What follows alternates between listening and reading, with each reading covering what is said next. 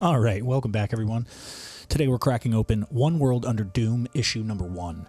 It's the start of Victor Doom's latest attempt to get power. Right from page 1, Marvel sets the tone. Doom is addressing the entire world through every screen on the planet. It's not like grainy terrorist video. It's Doom looking straight into the camera, being super calm. Doom literally says, "Earlier this morning, the leaders of every nation on Earth, kings and queens and warlords and presidents, each willingly swore fealty to Doom. As of this moment, every nation on Earth has become a province of a unified Earth. A new, grand, united Latveria. To those watching this broadcast, I know it must be shocking for you. Changes to power hierarchies often are, and I know what you expect. Perhaps slave labor, building eternal monuments to the glory of Doom. Or perhaps death squads, yes, to hunt down the enemies of Doom, finally ending the threat of the dangerous and hated Reed Richards of the Fantastic Four. No, for in the face of his unprecedented power, Doom is not petty, Doom is humble, Doom is magnanimous, and Doom begins his rule with but 2 small decrees. War between nations is of course outlawed. There shall be no conflict between Latveria's provinces. This is new peace under Doom, the Pax Victoris. It is the first of Doom's gifts to the world." Then we cut to some military guy in some shadowed side room. He's loading a pistol, muttering into a phone, clearly planning something drastic. Before he can act, Crash! Doom himself tears through the wall in a storm of sparks and metal. No minions, no warning, just Doom, making sure one more trigger-happy soldier doesn't derail his grand announcement. Next, we jump to a secret strategy mission where the Avengers and Fantastic Four are crammed around one giant table. It's a who's who of Marvel powerhouses. There's Cap, there's Iron Man, Sue Storm, and for some reason, Squirrel Girl. She's hanging out like she's supposed to be there. For those who don't know who Squirrel Girl is, I did a little digging because I don't know who she was either, and apparently she was born with a tail and squirrel-like attributes. But she's not a mutant or an Inhuman. Apparently she's a mutate. On top of that, she's had crazy battles beating Thanos, Doctor Doom, Baron Mordo, Korvac, and even Ego. I haven't read any of those stories, but she kind of seems OP for someone named Squirrel Girl. But anyway, the Avengers are debating whether this worldwide Doom broadcast is real or just another Latverian stunt. Tony says there's no way this is real, and Cap doesn't even look up as he replies, "That new flag flying above the White House sure says otherwise." That's a crazy line. It straight away confirms what's happening. Then you just get Black Widow, right? She cuts in through a hologram, and she's going on about how there's some action going on, and before you know it, she cuts them in. She shows them the feed. It opens to Zemo.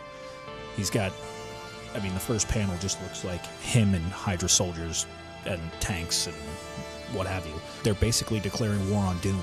I only know Zemo from the MCU, and this dude seems way more unhinged than MCU Zemo. Zemo hijacks that same broadcast that Doom was on, and he says, "People of Earths, I, Baron Zemo, am reaching you using the same broadcast override Doom did, but unlike him, I will make this brief. Many of you don't like me, but don't worry. We in Hydra have long known we don't need your love to earn your respect. And if you know anything, know this. Neither Baron Zemo nor Hydra itself will ever be ruled over by anyone, much less by a ruthless, degenerate mongrel. The very idea is laughable. Doom playing at being emperor, a man whose ancestors never earned themselves a homeland. My forces and I, on the edge of Latveria, the barrier surrounding it is permeable to us, thanks to our superior Hydra technology. We now march on Doomstadt. We march on Doom. And we will end this ridiculous charade once and for all. Hydra, move out." So Hydra just literally declared war on Doom and Latveria. So who knows what's going to happen? And knowing that they can't sit this out, the Avengers make their move, right? Sue Storm just casually turns an aircraft invisible or something. So when I wrote this, I couldn't discern what happened, But then as you continue on and you read the dialogue, it's the most, like, gut punch. You know, Spider-Man's just like, why did we have Sue turn this invisible? Why didn't we just use one of Tony's planes? My bad, all right? Sometimes people make mistakes. The whole vibe of it is like, you know, classic Avengers, like Cap tightening his shield, Thor spinning the hammer, Squirrel Girl probably got some snacks, I guess. I don't really know what she would be doing, brushing her tail. I mean, sure. So the Avengers land near the Latvian border, and I can't tell if it's Iron Man or War Machine. And they're like, you know, he's like, okay, people, get ready. Latveria's been closed for months, and we don't know what it's going to be like in there. And as soon as the Thing goes to run forward, he smacks into a force field. Vision says, if this shield can prevent me from phasing through, it must be stronger than what Baron Zemo encountered. And then, like, literally before you know it, there's another broadcast. And this time, it's Zemo totally pulling a 180. He says, Hello again, Earth. Baron Zemo here to announce that I was in fact mistaken. Doom is doing what's best for the world, and Hydra is going to join him. There is a better way, and Doom has found it. And then Doom says, Doom demands schools and hospitals, thus Hydra will build them, under whatever supervision the local authorities deem appropriate to ensure they are built quickly and effectively. And Zemo says, Other branches will work on clearing landmines from contaminated areas around the world. Hydra, they are our top priority, and only priorities. And then Iron Man says, like, it's gotta be. It's fake. It's gotta be. Begin without delay. Full resources authorized. Hydra daily verification code 2542 Soul. Zemo out. And then Iron Man's like, I guess not. So, like, clearly the Avengers aren't buying it, right? So they track Hydra forces to, like, a massive floating city, and Captain America. I'm not sure if this is Captain America or if this is it's technically the Falcon, because Captain America and the Falcon dressed as Captain America are standing right next to each other, and I'm not really sure what's going on. But Sam Wilson basically says it's a flying island. He crashed one into the ocean a while back, and you know, they decide to break into it. It's like wave after wave of Hydra soldiers, right? But it's just Tuesday for the Avengers. You know, Cap's shield ricochets off the squads. Thor calls the lightning. Squirrel Girl takes out a platoon with, I don't know, squirrels, I guess. So I think it's Captain Marvel says something about, like, the door's probably armored, reinforced, magically sealed, and Iron Man's basically like, how much you want to bet it doesn't make a difference, and blows through the door, right? And he's basically like, hey, you know, my friend Black Widow once told me you can secure a door as much as you want, but it's only ever as secure as the wall it's attached to, which is an awesome line. And it really made me think. I was like, oh, that's kind of frightening, you know, because, like, if you, let's say, you know, you're building your house and you're like, I'm going to put in an iron door so nobody can ever get to me. Well, the sheetrock is still sheetrock, you know, and plywood's plywood. Iron doors are cool and all, but you drive a car through the sheetrock and the plywood, it's no good. But they make their way to Zemo, and Zemo's basically like, What do you know of power? What do you know of ambition? and Captain America's like, huh? What do you know of October 1st, 1945? And Zemo's like, Huh? and Cap says, that's what I thought. And he just beheads him, right? And it turns out it's a Doombot, right? And we cut to Steve, and he's like, that's the date that Hydra was founded by Baron Strucker. I've never forgotten it, and Zemo wouldn't either. And I think that's Johnny Storm, who says, a Doombot. Of course it is.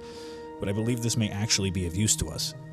You know, Doombots carry recordings of their actions, and I've never let Victor know I can sometimes recover them. We may yet be able to learn what he's truly done here. And then we see Doom literally killing Zemo. Like, it just straight up snaps his neck. And while everybody's catching their breath from this walk in the park, Iron Man's like, hey, Reed, can you duplicate that broadcast? And Reed's like, yeah, I'm Reed Richards.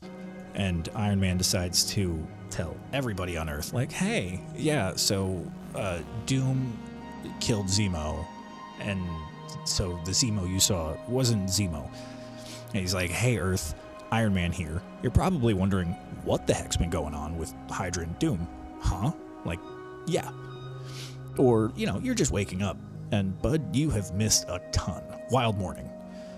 Go ask some Victorian child what day it is while I catch the rest of us up. I don't know what that's supposed to mean. Like, go ask some Victorian child what day it is. Like, what does that mean? I don't know. But he basically tells the world, like, hey, here's his head. It was a Doombot. The message, it was not good. The Hydra people hear it and they're like, oh, our guy's dead. All right. So, we see somewhere else in Europe and there's a Hydra guy and he's like, our leader is murdered. The Baron is dead. So your lives are forfeit too. And he's going to attack somebody, and it's this lady with a stroller. And he's like, so you will pay the price. And all of a sudden, he's shot. And we turn the page. It's Doom on an alternate universe version of himself that's a T-Rex. And he's riding him. And he says, that was a mistake. It is not one you will make again. So Doom retakes that broadcast back over and explained how he killed Zemo and the Red Skull like months ago. Yes, I killed Zemo months ago. I killed the Red Skull too. These men were proud, unrepentant Nazis and the leaders of a virulent gang of racists. They were, in short, a problem. One that Earth's mightiest heroes have been trying and failing to solve since World War II. But Doom did it for you in a day. He basically eradicated two of the worst enemies. Like, bang, Zemo, Red Skull, gone. And so Doom just starts wiping out all of Hydra, right? Just taking care of business. And the last page that we get is a woman holding her child, with Doom extending a hand. And she looks hopeful. Like, she sees him as a hero. Like, he just came and saved the day. Saved her and the baby. And that's the end of the first one. As someone who hasn't read comics in a while, but I've watched all the MCU films over and over again, how do comic book fans feel about the MCU? Like, is it when people say they're car people, but then all they watch is like Fast and the Furious and don't modify their 2013 Hyundai Sonata at all? Like, let me know down in the comments. I figured that's a fun little call to action or whatever. In this one, it seemed like Doom calculated every move. He saw everything coming. Like, he knew the Avengers would come. He knew that it would get broadcast or whatever, like the defeat of Zemo. And I can't wait to read number 2. But comic book aside, I wanted to go on a little tangent. So if people actually watch this, and I'm not just screaming into the void, if you click off now, you're not going to miss anything. This is just a complete personal tangent. But if you're here, thanks. I just wanted to let people know why I'm doing this and what this is. So I suffer from anxiety, right? So before I begin, I was going to script this, but I felt it would be a little bit more genuine to just do it off the cuff, right? So I suffer from anxiety. Like, not anything worse than, normal anxiety, but coming from zero anxiety to anxiety it was frightening, right? And the one thing I've noticed that really helps with my anxiety is getting my mind off of things. And ever since my friend moved to Colorado, we used to ride motorcycles together, and that would really take my mind off of the anxiety.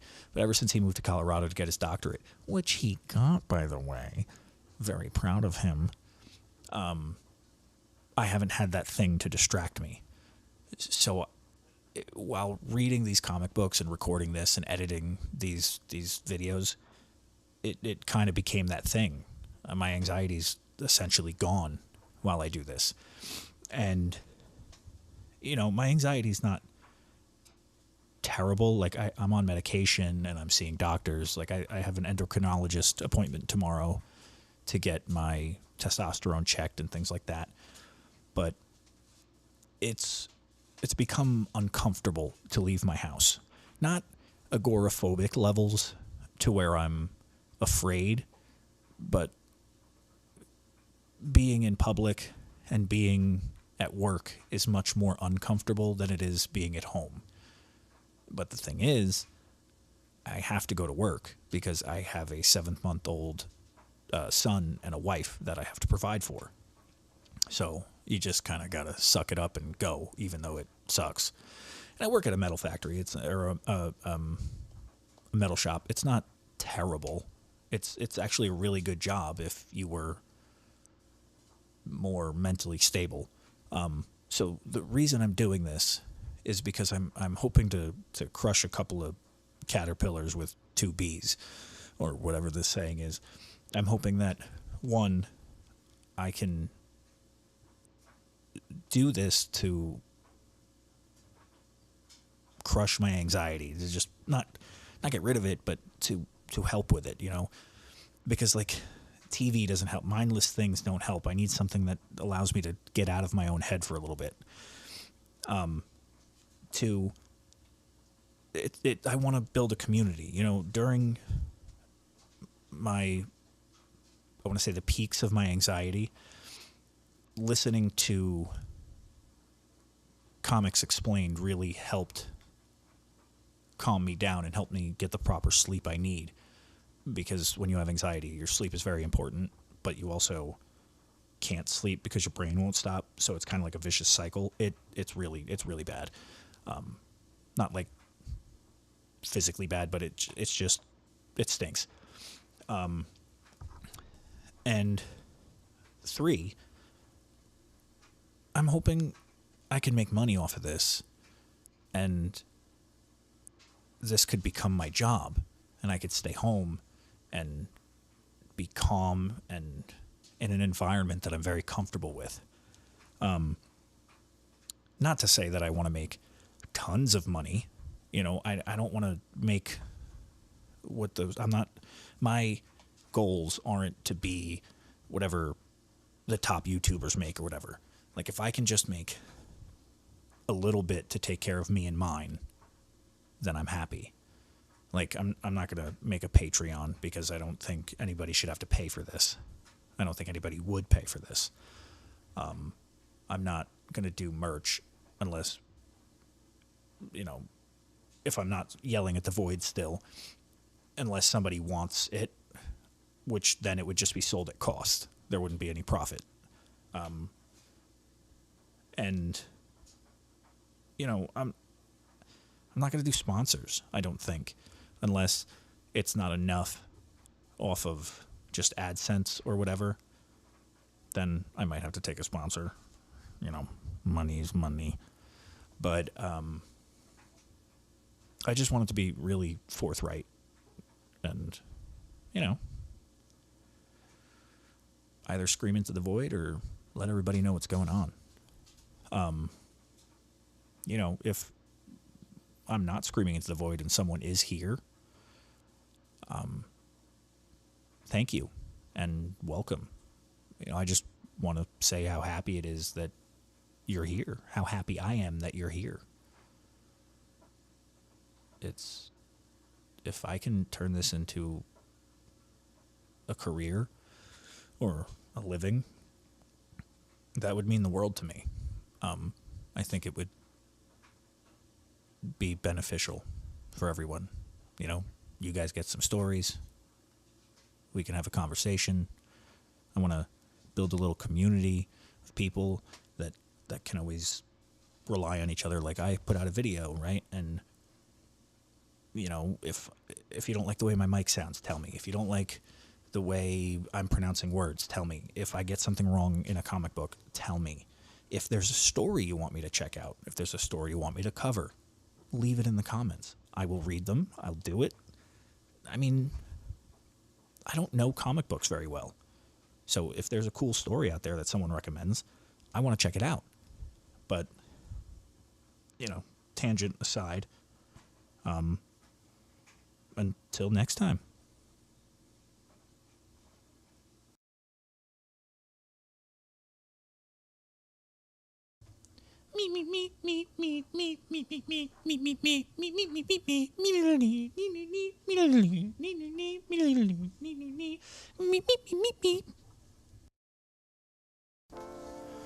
Boop, boop, bop, bop, bing, bang, bo. All right, guys, welcome back to Pixel Panic, right? Maybe why is the thing so high? Regardless, welcome back to Pixel Panic. Today, we're diving into One World Under Doom, issue number 2. And Jesus, this is quickly becoming my favorite Doom story. If the first issue showed Doom taking control, this one is where he starts to legitimize that control, not just with power, but with philosophy. This is the hearts and minds issue, and it hits hard. We open with the Fantastic Four, Reed, Sue, Johnny, and Ben.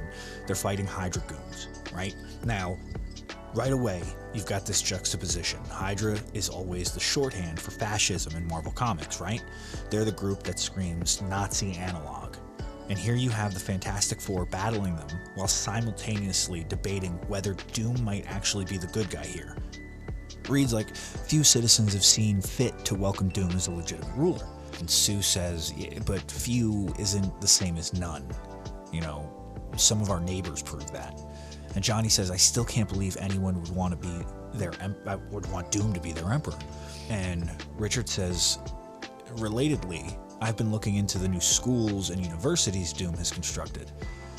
And Johnny, being the hothead, says, great, so what am I going to do? What am I going to burn down? Indoctrination centers, re-education compounds, some good old-fashioned mind control towers. And Reed says, well, that's the thing of it, Johnny. They're just schools. The curriculum thus far has been normal. More than normal. It's ambitious. I'd go so far as to call it laudable. As near as I can tell, they're just new, well-funded, and well-founded public services. And, they're all debating, Doom's always up to something. This is all while they're just fighting. Well, I wouldn't say fighting. This is while they're taking down some Hydra guys. Sue's caught in the middle here. She's a mother, she's a superhero, and she's watching this clash of ideologies within her own family. This is important because her daughter is about to make a very bold move. We cut over to Valeria Richards. Now, Valeria is genius level, like her father, but she's also a kid who has always had this weird, respectful bond with Dr. Doom. Doom, for all his arrogance, genuinely cares about her. And it's one of the rare times you see Doom's softer side. She calls her mom, right? Valeria calls her mom and says, hey, I'm just going to use the teleporter to visit my friend in New York. And her mom says, sure, be back by dinner. It's totally innocent, right? Except she just invited Doom over.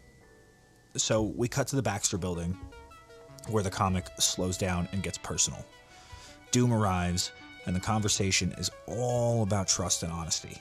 Valeria says a lie of a mission, not a fabrication, talking about what she told her mom. She says, I will meet him when we're done, but you and I don't play those games with each other, do we? We give each other the truth. And he says, we do. And Dr. Doom has his wall breaks down for a second. He says, you are a young woman who has already exceeded the high expectations I'd set for you at birth. You hold Doom's favor, Doom's respect, and Doom's love. Few have experienced the merest taste of any, and none have ever possessed all three. I keep no secrets from you, Valeria, and I shall continue to do so. And then she says, then give me that truth, Uncle Doom. Make me understand. Tell me exactly what you're planning. And Doom says the most Doom thing. He says, well, why tell Valeria when I can show? So Doom whisks her away. Just straight up teleports her. they go to a city in Canada, and that's where this philosophical debate kicks in. Valeria, the child genius, tries to justify democracy. She argues that people need choice, that self-rule is important. Freedom, it's what makes life meaningful, right? Doom just immediately dismantles that, point by point. He explains how democracy is flawed, how it leads to corruption, inefficiency, and suffering. Valeria fires back with the obvious counter, taking away people's freedoms is fascism. And Doom says, fascism is built on a lie. I've built my empire based on the truth. And that's chilling. Doom doesn't see himself as a dictator in the traditional sense, because in his mind, dictators deceive, they pretend. He believes he actually knows what's best, that his rule isn't tyranny, it's destiny. This is really making us, the author is having us, putting us in this moral debate, right? Imagine you didn't know who Doom was. Imagine we didn't have this entire backstory of who he was. And you just saw a man who somehow came into power to rule the world, right? And he's providing schools, he's providing healthcare, he ended homelessness and starvation, open borders. He's doing all of this good. And then you see all these people attacking him, right? You have wave after Avengers, X-Men. I don't know. We're on issue 2, but you have these people are attacking him, right? You would think, why are they attacking him? Are they the bad guys, right? We obviously know that enough to not fall away from the heroes, but it's an interesting thought. Anyway, just like that, he teleports her back home, and there's a little bit of a power play. He gave her a taste of his worldview, then just completely left her to wrestle with it, right? And then the next scene, Doom is at the United Nations. He's addressing the entire world. In this speech, it's a masterclass. Doom lays it all out. He's abolishing borders. He says anyone can go anywhere. And then he twists the knife. He tells them any of your past leaders could have done this. Any president, any prime minister, any king. But none of them did it. He basically just delegitimized every leader on Earth in one sentence while elevating himself. It's manipulation 101. It's crazy. The Fantastic Four, they're coming up on the UN building, and there's a bunch of Doom bots, and Sue's like, hey, I don't see any victims in here. There's no superpowers, nothing crazy going on. Just take them out then. And he's like, just what I like to hear. And so he starts smashing, and then eventually they break in. Sue says he's the only one in there with superpowers. But Doom planned for it. He reveals that the weapons that his soldiers, he's like, hey, sure, you could fight me, but how about a bunch of innocent people? And it turns out, you see a bunch of guns lock and load. And Doom says, hey, just to let you know, like, he taunts them. He's like, Sue, what are you going to do? Crush them in your force fields? You're going to take them away? Just to let you know, those guns are going to explode if they unwillingly release them, or if they're destroyed or tampered with. And Johnny, being the hothead, tries to convince the soldiers that they've been duped. But Doom shuts it down. He goes, no. They knew exactly what they were doing before the weapons were picked up. I told them. That's just their devotion to the cause. And it's kind of crazy. These people are seeing this side of, they're like, oh, we have schools, we have healthcare. It's very interesting. But it's also terrifying, because it reframes Doom not as someone controlling people through fear, but through belief. His soldiers want to serve him, even at risk of their own lives, right? And then the craziest thing happens. Doom, he makes it personal, right? So I haven't been reading comics for very long, so I don't know if this is a thing that has ever happened, but Doom basically says, behold Benjamin Jacob Grimm, the powerhouse of the Fantastic Four, a man by error and ineptitude transformed into a monstrosity, a being so hideous he calls himself the Thing. And behold Reed Richards, our self-proclaimed smartest man who has failed to reverse Grimm's condition ever since. It is a staggering failure, a highlight remarkable even among the litany of disappointments of Mr. Fantastic. And then Ben says, "Don't listen to him, bud. I ain't mad at you anymore, and I ain't been mad for years. I made my peace with this. You understand? I like who I am now. It's like I tell my kids. It don't matter what you got. It don't matter what you look like. It only matters who you are." Right? And then Victor says, "But Doom wants what's best for everyone, even for his most hated enemies.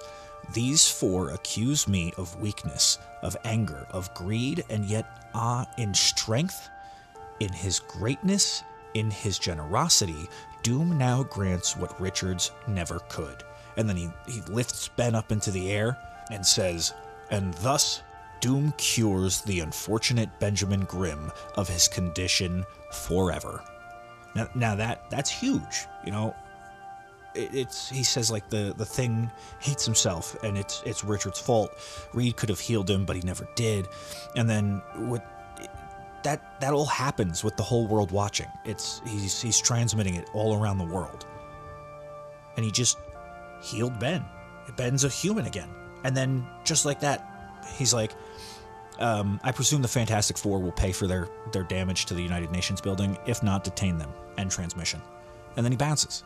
You know, and then you snap cut to all of these people that are saying, "Oh, you know, I was the old way working? Maybe, but, you know, Doom's getting results." And then at the end of the panel, it's Captain Marvel saying, "Hey, Avengers, we're losing." And it cuts to a round table of the Avengers, and everyone is discussing, and Iron Man's like, "He's beat us before." And they're like, "Not like this, though." And so the last panel cuts to Captain Marvel saying, "You know, as such, it transcends many of our old differences, which means, Avengers, that we now find ourselves with an unconventional group of allies." You know, it cuts to a full page, and immediately off the bat, who I recognize is Mysterio, Doc Ock, MODOK. I think that's supposed to be Mordo. And then there's a dude with red hair that I don't know, and a lady with red, you know, orange compared to him, red hair that I also don't know. That last page is a gut punch, right? Captain Marvel says the only way forward is to do the unthinkable. So, essentially to recap, right? We saw the Fantastic Four starting to question whether Doom might actually be doing good. Valeria had this philosophical one-on-one with her uncle, you know, who basically said fascism is fake, Doom is truth. Doom went global with a UN speech that obliterated the credibility of every world leader. You know, he won the propaganda war. He straight up healed Ben Grimm live on a worldwide broadcast. Essentially forced the Avengers to team up with villains. You know, this entire issue has been about escalation. In issue number 1, he seized power. You know, we didn't see it, but he did it, right? And then in this one, he justifies it. He legitimizes it. And he makes the world essentially start to believe it. And honestly, that's where we're going to leave it for now. But geez, imagine being a hero in this world right now. Doom, he's not just winning, he's rewriting the rules. He's teaching a masterclass on how to take over the world, essentially. But until next time, click the clicky button, you know, click the like button, click the subscribe button, you know, slide the dingle dong over to the boop bop, and I'll see you. Well, I won't see you. I'll talk to you later. All right, guys, welcome back to Panel Panic, right? Beep, boop, bop. Beep, bop, boop, right? Today, we're going to break down One World Under Doom, issue number 3. If issue number 1 was Doom taking the throne, and issue 2 was him legitimizing his rule in front of the entire world, then this issue 3 is the resistance. This is where the heroes and even some villains realize they have to work together if they have any chance of stopping Doom. But, you know, as we'll see, the real theme of this issue isn't just about power. It's about promises. It's about why people follow someone like Doom. and whether you can even fight someone who doesn't just conquer by force. But he wins by giving people exactly what they want, right? So we start at the Impossible City, a hidden stronghold where heroes and villains can gather without Doom's eyes on them, right? It's an Avengers ship stronghold. Iron Man, you see a little blurb. He says, "Hey, you two are the last to arrive," and it's MODOK and Doc Ock. He lets them know, "Hey, Impossible City, it blocks mind control. It hides, you can't. Don't mess with me, right? And everything here, you're only going to see what the Avengers want you to see." You've got Thor, Scarlet Witch, Captain Marvel, and then you have MODOK and Mordo and Doc Ock in one room. So that obviously creates a little bit of back and forth, right? So Wanda speaks up first. She calls out Doom's hypocrisy. She says he's got his so-called open borders, yet Latveria remains hidden away in under lock and key. He preaches freedom of movement for the world, but Latveria itself is locked down. It's insulated, controlled. And it's such an important point because it mirrors what we see in real life with leaders who push global ideals but carve out exceptions for their own power. Doom is playing both sides. He's the liberator to the world, but still the dictator at home. Then we get this fun little standoff, Arcade versus Thor. It sounds absurd on paper, a showman villain whose whole thing is death traps facing down a literal god, but the way it plays out makes sense. Arcade represents the trickster, the manipulator. Thor represents pure, unyielding force. Their stare down symbolizes exactly what the room is.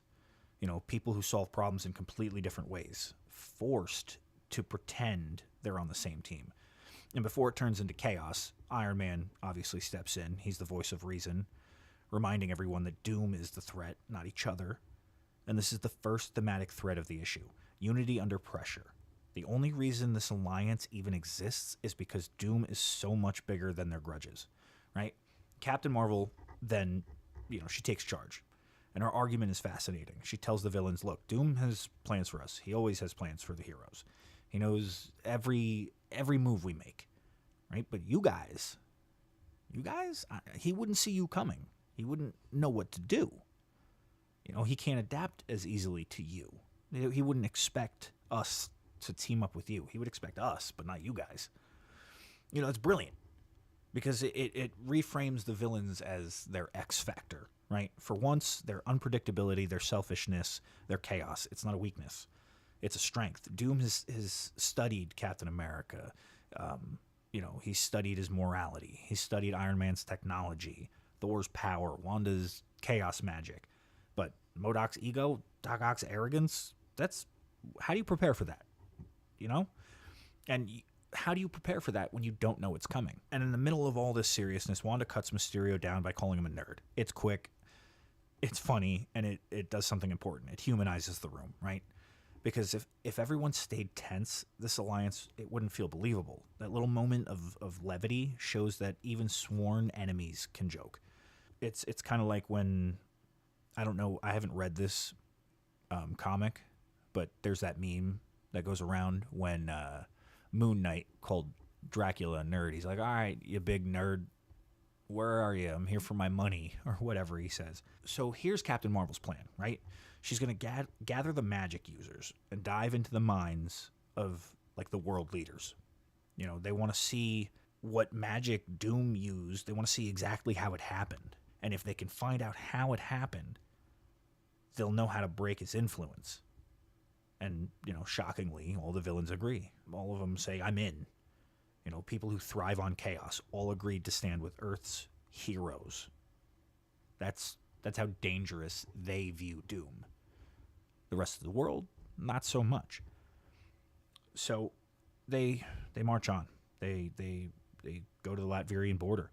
This is one of those epic splash moments. All these titans lined up together. You got Thor, Captain Marvel, Captain America, but I think it's the Sam Wilson Captain America, right? You got Vision, Iron Man, MODOK, Doc Ock, people who would never fight side by side otherwise. And they unleash everything: lightning, repulsors, psychic blasts, brute force, and nothing happens. Doom's magical barrier doesn't even budge. And this is the second big theme. Brute force alone, it's not going to beat him. You can hit him with everything you've got, but if you don't understand the system he's built, you're just punching a wall. Which, I mean, if I punched a wall, nothing would happen, but if Iron Man punched a wall, it'd be pretty effective. So now that I say that, it sounds silly. But regardless, Iron Man asks Vision, he's like, hey, can you break in? It's your go. And Vision, he tries to adapt using he's like, hey, I've come across this before, and I wasn't able to do anything, but if I try to adapt, maybe. And Doom just stops him dead in his tracks. He's like, hey, no need. He doesn't sneak up on them. He doesn't posture. He just shows up and dismantles them like it's routine. He's calm, efficient, unbothered. He just says, hey, Doom has come to you. It's powerful. He's getting locked and loaded, ready to fight the Avengers, right? And then all of a sudden, he stops. He goes silent. A bullet pierces his magic barrier, and then it goes through his second. And then we see Arcade shot the bullet. And then we cut back to Doom. Whack. I mean, it's only enough to knock him back, but it was definitely, you could see how he didn't plan for that. It was unexpected. He planned for everything else, but a bullet, it's powerful, It shows Doom is still human. He's got his sorcery, all his armor, all his grandstanding, but sometimes he doesn't plan for everything. And then right behind him, Mysterio, I think it's Mysterio, puts one of those shredders that eats metal.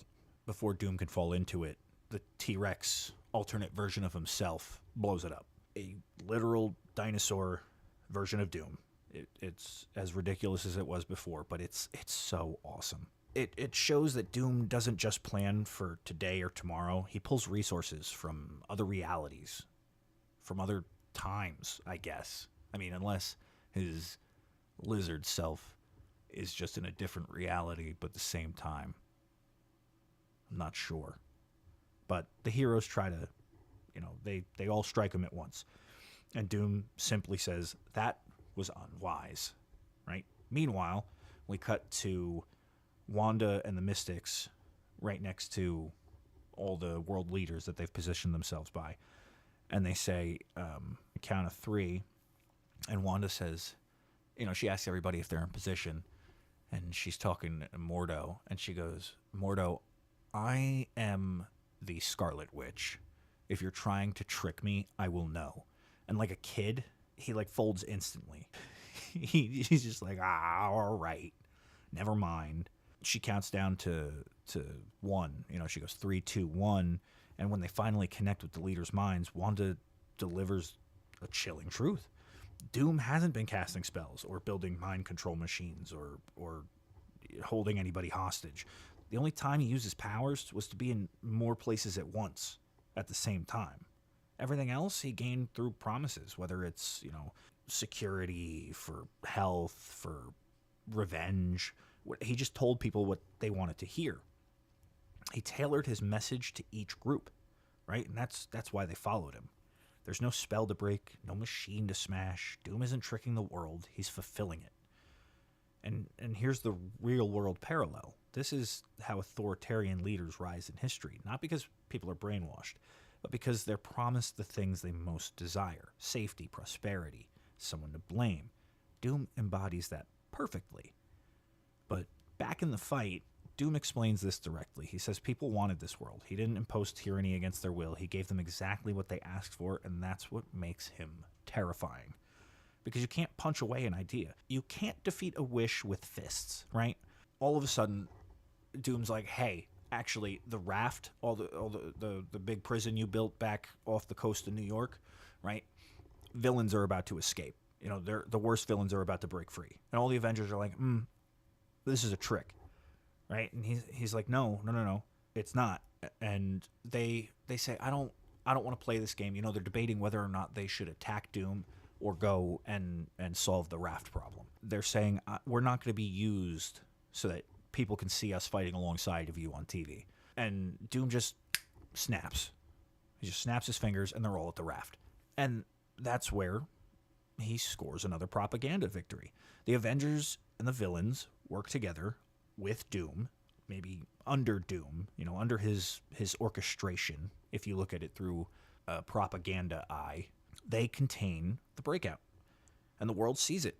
The headlines write themselves. Doom unites heroes to save, and villains to save the world. And then we cut to Doom giving a speech, right? He's at the podium. Doom thanks the Avengers for seeing the error of their ways. He says, they originally attacked me, but eventually they saw the error of their ways, and even though they teamed up with the villains, like they stooped so low, Doom is willing to forgive. Right? He frames it as reluctant allies who finally admitted he was right. It's just more propaganda. And just when you think it's done,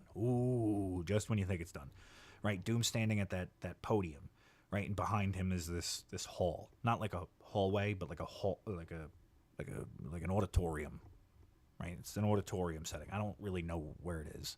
He's giving that speech, and all of a sudden the background turns to space. We see a word bubble appear, and we don't know who it is.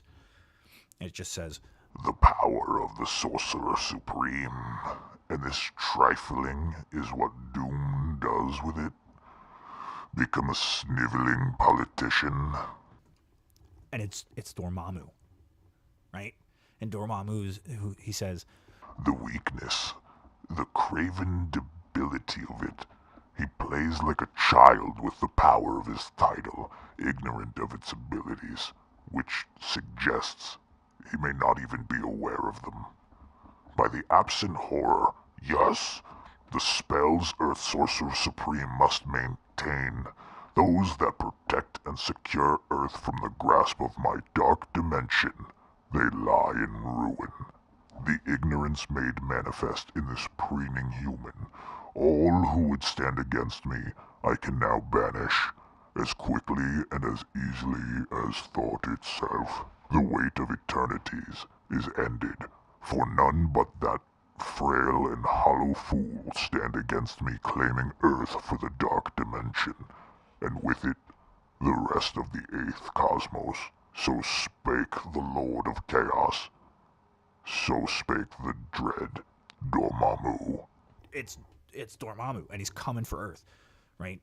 Doom isn't. He's wielding the power of Sorcerer Supreme, but he's neglected it. He's abandoned it, in favor of essentially becoming a politician, and that neglect opened the door for Dormammu to invade Earth. He literally, in I wouldn't even call it the blink of an eye, and with thought, just a thought, he gets rid of the Avengers, I assume the X-Men, I assume anyone who would stand to oppose him. Just boop, they're gone, right?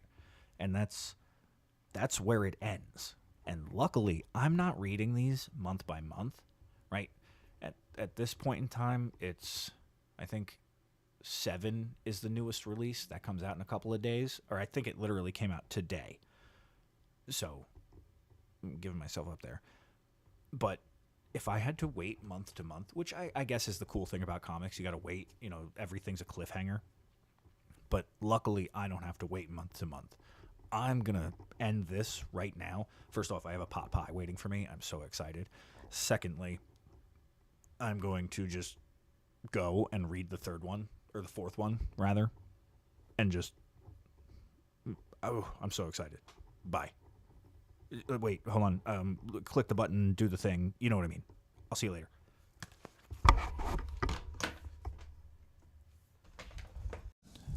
What's going on, guys? Today's video opens right where we left off with Dormammu invading Earth. And let me tell you, it's about to go down. It's crazy.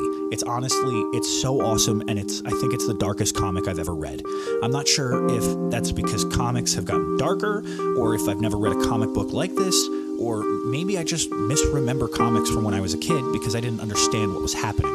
Regardless, let me know if you think this comic is darker, or if it's just kind of run-of-the-mill. Let me know in the comments if it's darker, or if you think it's kind of just is what it is.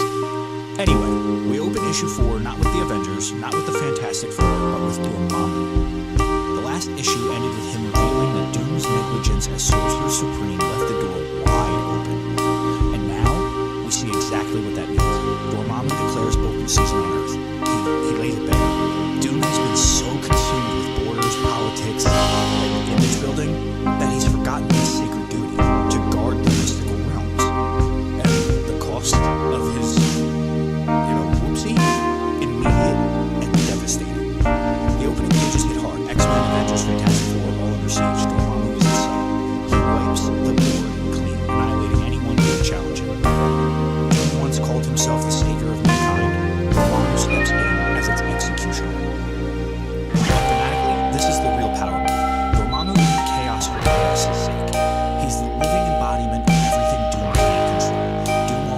promises order and truth.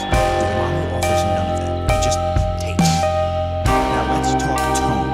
Issue 3 was all about uneasy alliances, heroes and villains, and of course into the scene, realizing Doom's greatest weapon isn't technology or magic, but narrow fortune.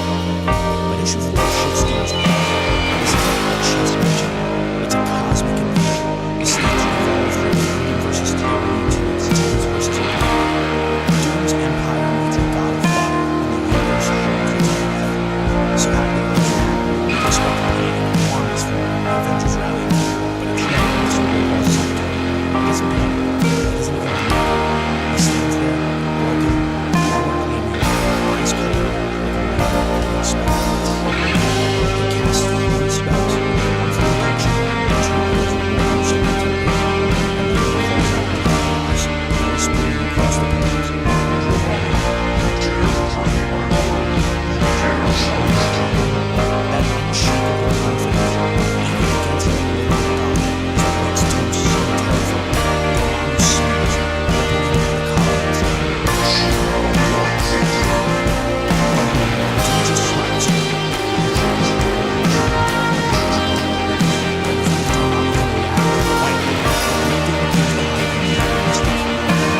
God, is what makes Doom so terrifying. Dormammu smears, ripping him to the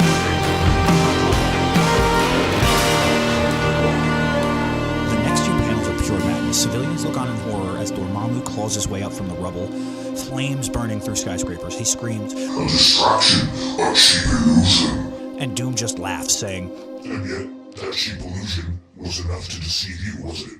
Then Doom raises the Eye of Agamotto, the ancient relic glowing white hot in his palm, and he says, The Eye of Agamotto is like destructive to demons. Doctor Strange only ever employed it directly, like a fool. He never thought to magically bend that way around him over and over, growing it ever stronger into a hurricane. Before he with light enough to shame the sun. and he just knocks Dormammu back. You know, and then Dormammu says,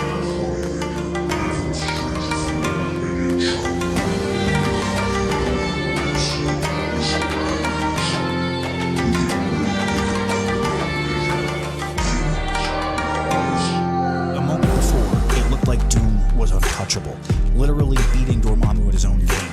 But then in an instant, it all turns. Dormammu, he just says, you know, demons rise. And a wave of purple demons floods the scene. They swarm Doom like a living tide. Doom lashes out, muttering. He's engulfed but refuses to yield. He channels the Eye again, using it in an entirely new way, mimicking the powers of other heroes. As he's engulfed in this wave of purple demons, as they're surrounding him, smothering him, he just says, and then he channels Johnny Storm's powers. He uses Cyclops' optic blast. And just when you think he's done, he says,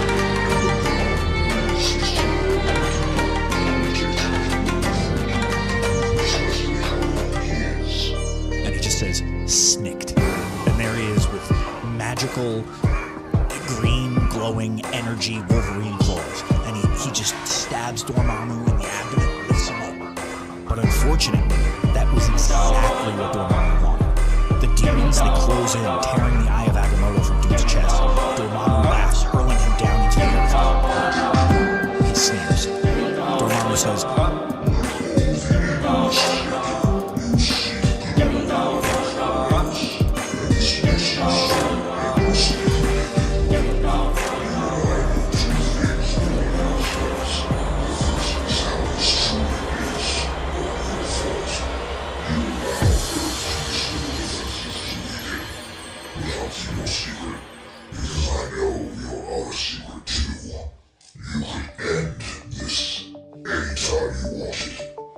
It's not too late. You could magically strengthen Earth's defenses in a heartbeat.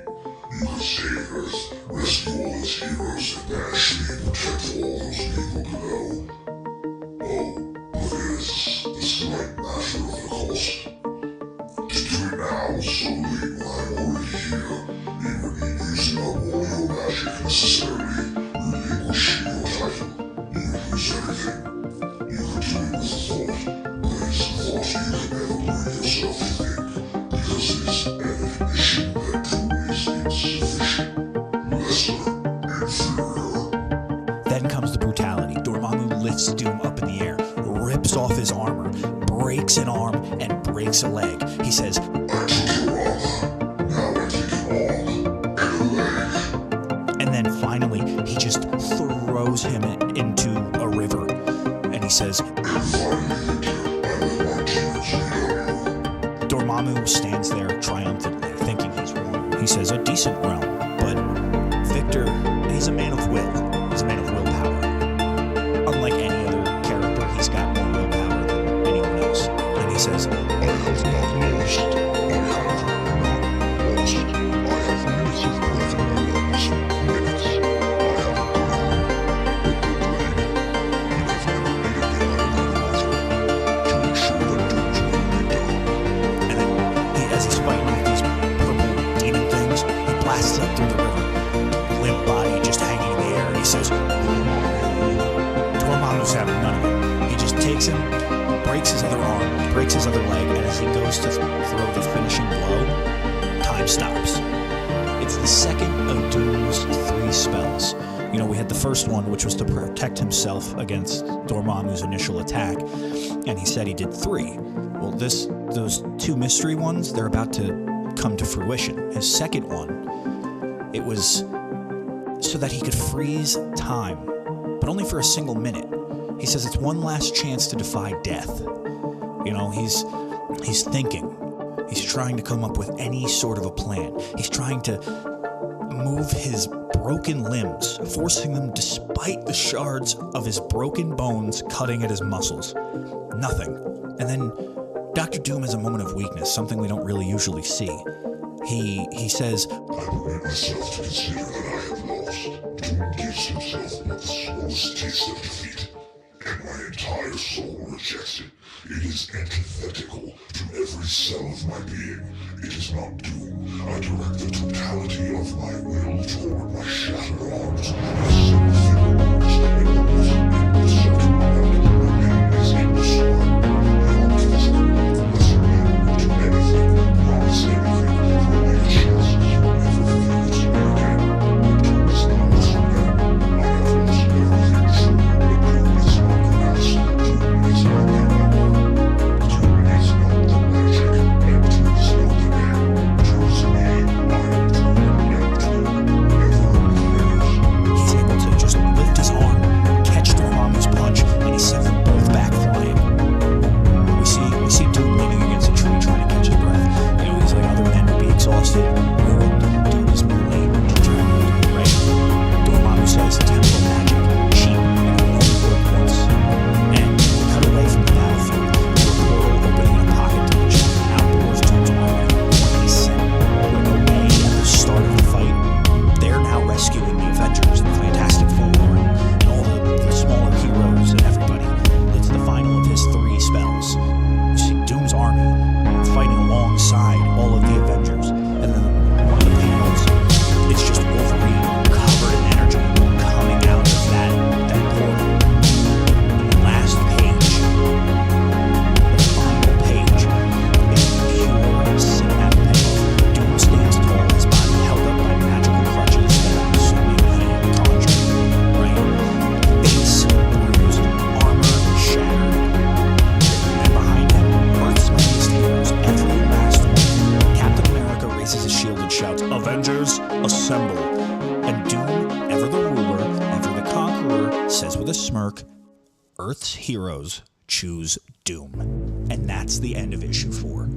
It was absolutely incredible. Like, I mean, granted, this is the first series of comic books I've read in about 10 years, but I don't ever remember reading a comic book like that. Granted, I think the last comic book I read was World War Hulk, and it was like an anthology. I'm assuming, you know, each comic book series has, you know, 1, 2, 3, 4, 5. This was just a big book, and I don't remember it getting that crazy. Like, World War Hulk is, you know, he gets sent off and he crashes on the planet Sakaar, and then he gets his wife, and he's about to have a kid, but then the plane that the Avengers sent him there on accidentally blows up, so then he goes and he just beats up everybody on Earth, essentially. But that's pretty much all I can remember. But anyway, let me know how you guys like this, because I went to a comic book shop and I ordered One World Under Doom 1 through, I think 8 is the latest one out, and they should be here soon. So I'm going to keep covering. I'm so excited to read 5, 6, 7, and 8, and then 9 is the last one. So originally this was supposed to be 1 through 5, so it would have ended at the next issue, but they decided to do another 3. So let me know what you guys think. Let me know if, granted, if I'm not still speaking to the boy, let me know if you think this is a good story or a bad story, if you think it's going nowhere, if you think it should have ended here. Just engage in the comments. Just call me out. Call me a crybaby poopy pants. I don't care. Until then, until number 5, which if this should come out on a Friday.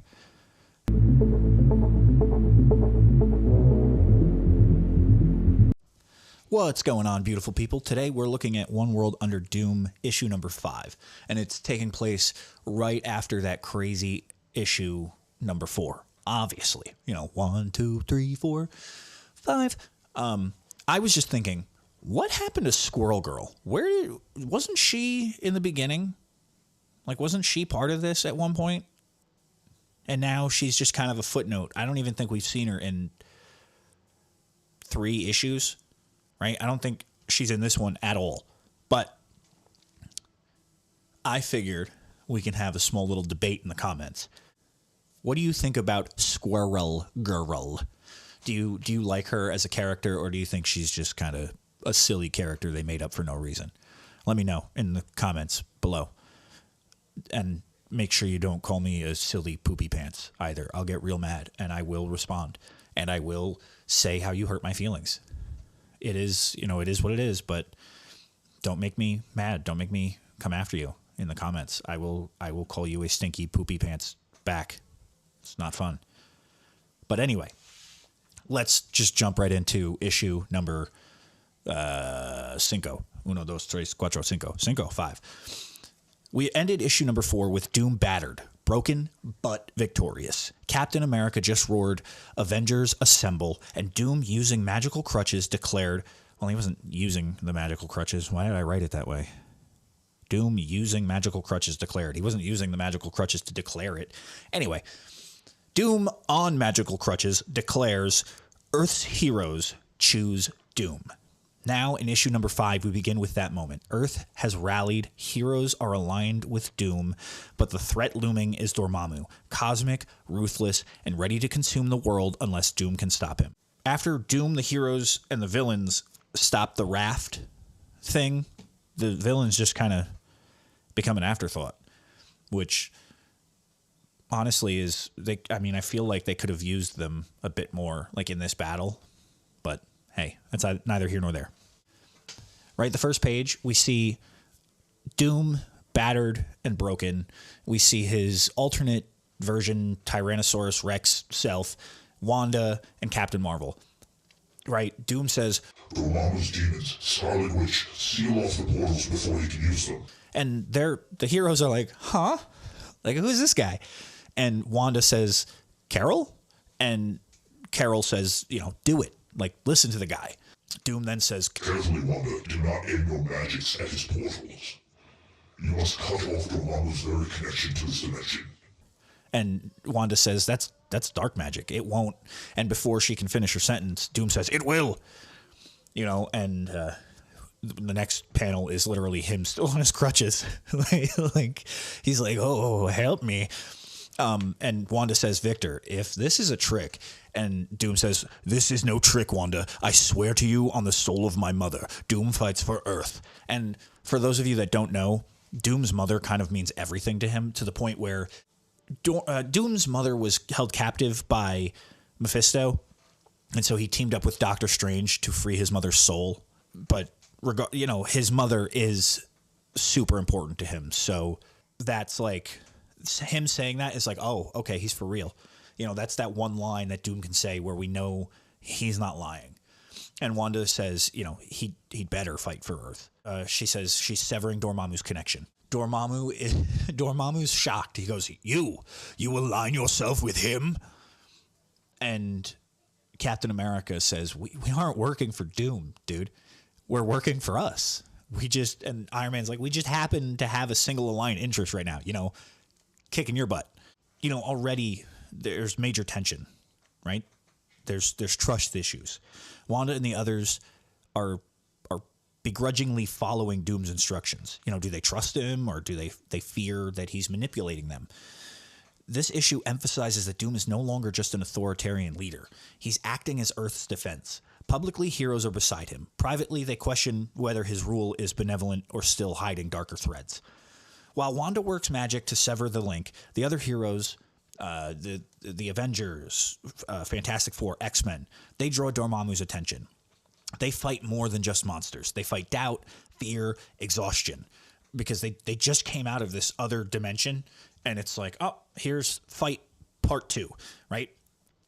Dormammu is attacking both physically and psychologically. Doom may be injured, but he's orchestrating the defense, right? We get this cool shot of Dormammu. He says, and yet you follow Doom's orders? Pathetic. And just off panel, we see someone say, hey, Dormammu, shut it. And it's Captain Marvel, and she uses all of her strength and just punches this dude right in the face. Now, I don't know Captain Marvel beyond the MCU, but in this, she seems a lot less whiny and a lot more capable.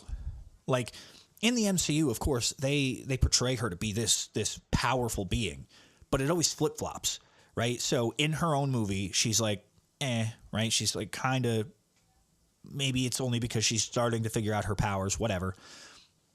But then in Avengers Endgame, she literally uses herself as a human bullet and goes through Thanos' ship like it's nothing, right? But then in, what was it, Infinity War, she was like, was she even in Infinity War? I don't remember. No, I don't think she was. So in Endgame, she literally uses herself as a human bullet and flies through Thanos' ship, and then maybe 20 minutes later, this person who's supposed to be imbued with the power of the Tesseract is standing toe-to-toe with Thanos, the Mad Titan, with he's got all of the Infinity Stones on his gauntlet, but then he takes off the Power Stone, puts it in his other hand, and he punches her away. Like, I get it's for the plot, but like, it doesn't make any sense. My point is, in this, she seems a lot more leadership ready and a lot more capable. With Wanda's action cutting off the connection, Doom is given room. He recovers the Eye of Agamotto, the same mystical relic used earlier in the prior issues, the one that Stephen Strange carries around his neck. He uses it to restore himself, to gather strength. He's not 100%, but he's putting his armor back on, right? Doom says, they attack Dormammu with everything they've got. They attack him with prejudice. They keep him busy. Time enough for me to recover the Eye of Agamotto and use its power to restore my own. And then he says, Dormammu, Doom demands you to kneel. Once more empowered, Doom prepares the final blow to banish Dormammu. The magic is tied to Earth. The spells are anchored so long as Doom remains in power. He says, magic to hold my bones together, even as their raw edges cut across my nerve endings. Willpower to acknowledge the screaming agony of my body, to look it dead in the eye, and then to ignore it. And a final ingredient, one found in abundance when I look on Dormammu and see what he has tried to do to my world, to me. Hate. Enough to fuel them both. By the chains of Kraken, by the mystic moons of Monipor, by the ceaseless citadel of Latveria, Doom bids me away. And just like that, Dormammu's gone. And Carol asks, is he gone? Is he? And Doom says, no, not dead, Captain Marvel. Neutralized. I have banished him back to his meager dimension, held there in eternal spells of my own design. And Wanda says, no, that's impossible. Forever magic can't be done. They have to be. And Doom cuts her off and just says, "Anchored to an event here on Earth?" "Correct, Wanda. And that is precisely what I have accomplished. The spells binding Dormammu are, as decreed, tied to earthly circumstances. Yet they will nonetheless remain eternal. For their end comes only when Doom's rule of Earth does." And that's, bro, he basically was just like, haha. So, I got rid of the bad guy. Also, I made it so that if I ever come out of power, he comes back. Which, not reading ahead, makes me think this was a little planned. He kind of maybe let Dormammu come here on purpose so that he could banish him, and then use it, cast the spell where if he ever loses power, Dormammu comes back, kind of putting them in a catch-22. But that's a huge risk, because what if Doom had lost? He broke his arm, he broke his leg, threw him in a river. Then he gets up. Then he breaks his other arm. Then he breaks his other leg. It was a bit risky. I don't know. There's a moment where Doom addresses all the heroes, visibly weakened but still commanding. He tells them that Dormammu will be banished back to the Dark Dimension, and that as long as Earth remains under Doom's rule, Dormammu remains trapped. This is it's a critical moment of asserting legitimacy, both magical and political. But after the battle, Earth is saved, or at least Dormammu is banished. The heroes help with rescue operations. The United Nations building lies in ruins. Civilians saved thanks to Doom's protection spell. All, the works. The world witnesses not just Doom's magic, but his effectiveness, right? You have everybody saying like, "Oh my God, all of Earth's heroes working alongside Doom. It's a remarkable sight." Call me an optimist, but I think it portends further cooperation finally. And this guy's like, the other guy sitting next to him on this TV that we're watching, I think with the same mother and child from issue number 1, he's wearing a Doom shirt. He says, "We can't forget that Dormammu's banishment will last as long as Doom's rule does. Great motivation for keeping him in power, as if we needed it." Right? It seems, they seem kind of brainwashed, but they're not. They're just, okay, they're not brainwashed in the magical sense, but they might be a little brainwashed in the political sense, right? And as we see the Avengers, they're moving rubble. You see Iron Man, he says he survived.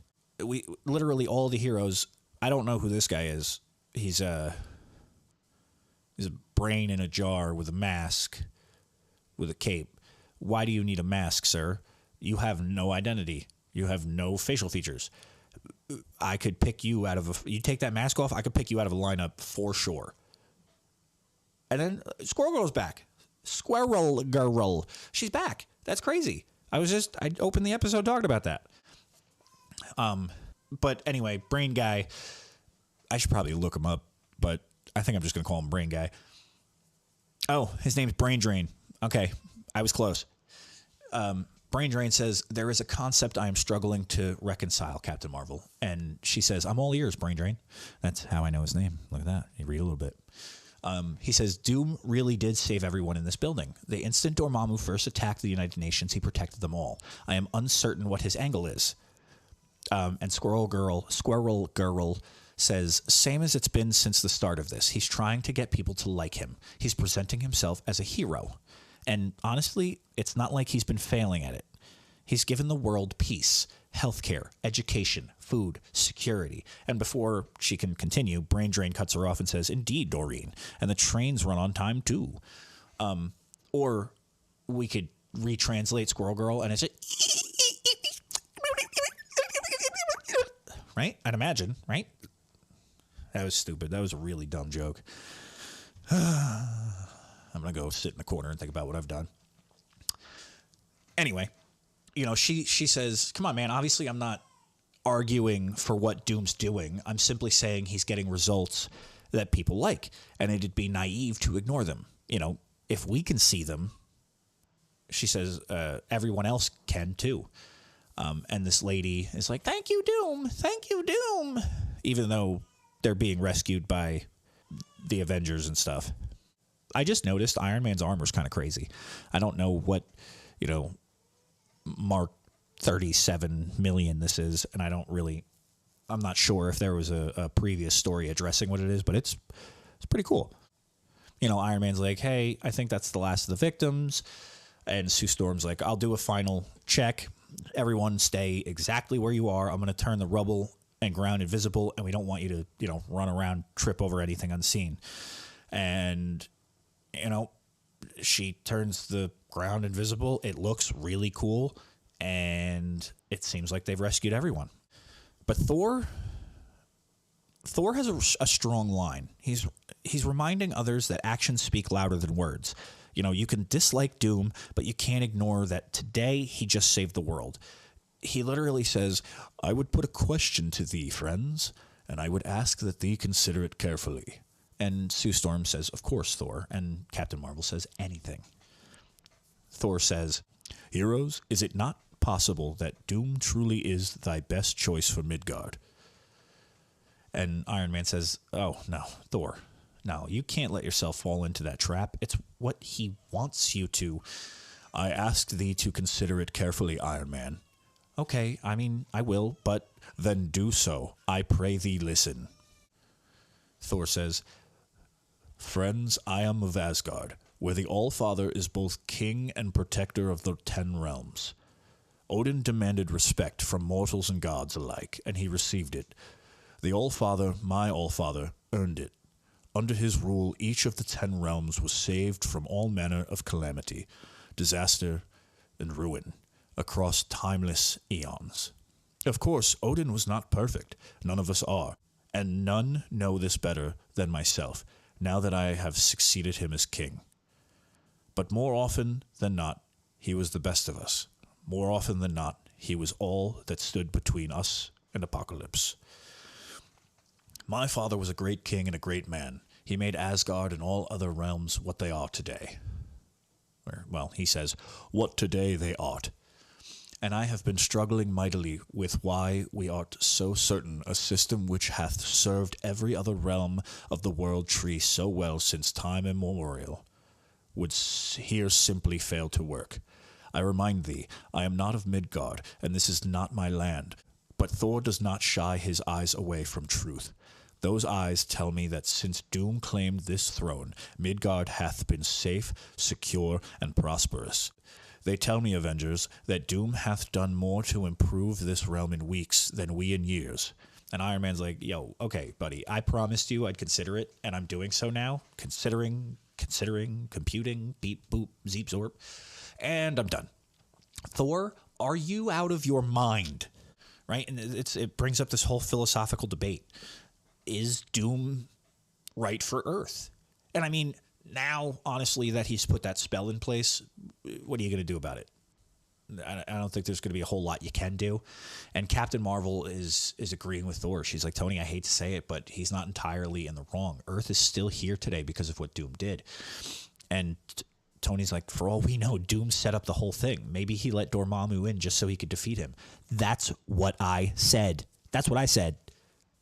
Damn, I'm good. I don't know who says it, but someone it might be Captain Marvel. She says, "Tony, you sound like a conspiracy theorist." And, he's like, "You all sound like cult members. He's Dr. Doom. His literal last name is Doom."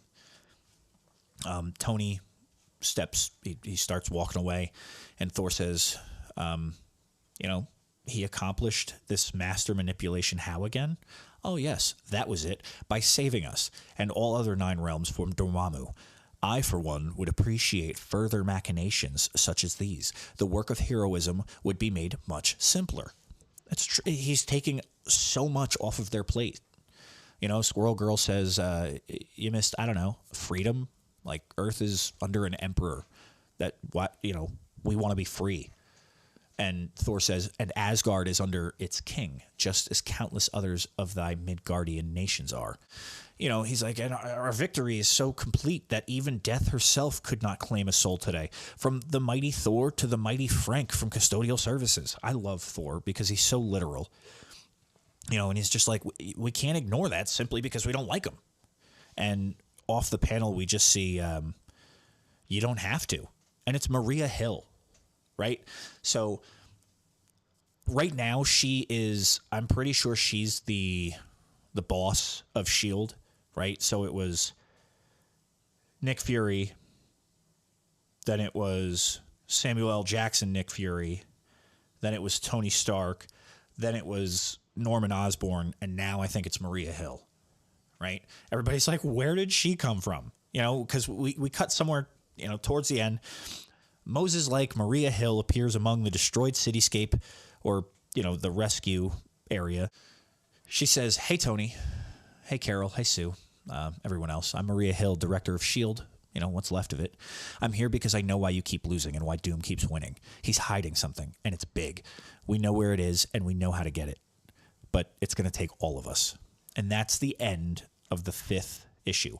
So I know that they were thinking of doing only 5 issues, and then they came out with 3 more, or have 3 more planned.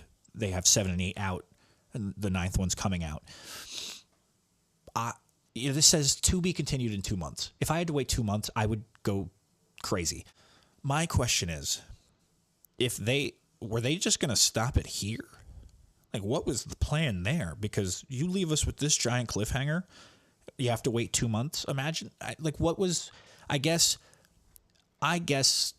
this ending dialogue was going to go a bit differently, and then not have Maria Hill. You know, maybe they would be like, oh, maybe Doom is great. I don't know. But whatever. You know, this issue, it closes with the public once again showing gratitude toward Doom. The image is monumental. Heroes united under his banner. Civilians looking toward him as a savior. There's uncertainty, though. The question isn't whether Doom can protect. He clearly can. The question is, at what cost? What has he sacrificed or hidden to do so? And Maria Hill's revelation suggests there's more we don't know yet. So if we were going to wrap this up in a neat little bullet point PowerPoint presentation, Doom's broken but brilliant. Earth's heroes now stand with him in battle. Dormammu's banished for now. The public is more behind him than ever, but cracks are forming. The cost, the hidden machinations, the moral compromise. Those are the threads that will unravel or bind this new world. Keep this in mind as we move into issue number 6. Can Doom maintain this unity when people learn what's been hidden? And when another foe emerges, will Earth view him as a savior or a tyrant who used to use truth as armor? You know, what's going to happen in this next issue?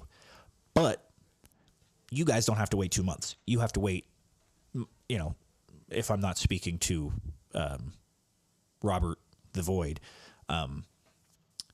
you guys only have to wait like a week, depending on when this one comes out. So until then, have fun.